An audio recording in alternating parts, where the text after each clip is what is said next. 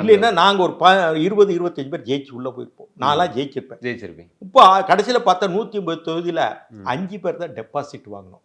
வைகோ ஒன்று 29,000 ஓட்டு. நான் ஹையஸ்ட் ஓட்டு 33 வாங்கி கோயில்பேட்டில் வாங்கினேன். கோயில்பேட்டில் அது பிறகு தங்கவேலு வாங்கினார். அவர் 29 ஏதோ வாங்கினார். பிறகு வேடசுந்தூர் பாலசுப்ரமணியம்னு எம்ஜிஆர் காலத்தில் துணை சபாநாயகராக இருந்தார்.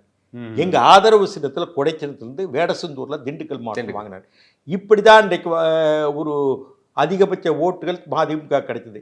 தலைவர்களாக அன்னைக்கு இருந்த பொன்முத்துராமலிங்கமும் அதே எல் கணேசனும் கண்ணப்பனும் செஞ்சி ராமச்சனும் வெறும் 10,000 கம்மியாக போச்சு வாங்கினாங்க.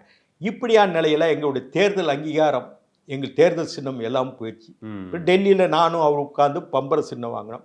ஒரு 98 நாடாளுமன்ற தேர்தல் வந்தது. அது வரைக்கும் நாங்கள் சொல்கிறதெல்லாம் கேட்டார். 98 நாடாளுமன்ற தேர்தல் வரும்போது அதிமுக 25வது ஆண்டு விழாவோ ஏதோ நடந்தது. பாளையங்கோட்டில் கருப்பசாமி பாண்டி நடத்துகிற மாநாடு. அந்த மாநாட்டில் வைகோ தோழமை கட்சிகளான அதுக்கப்புறம் பாட்டாளி மக்கள் கட்சி அதில் வந்துருச்சு.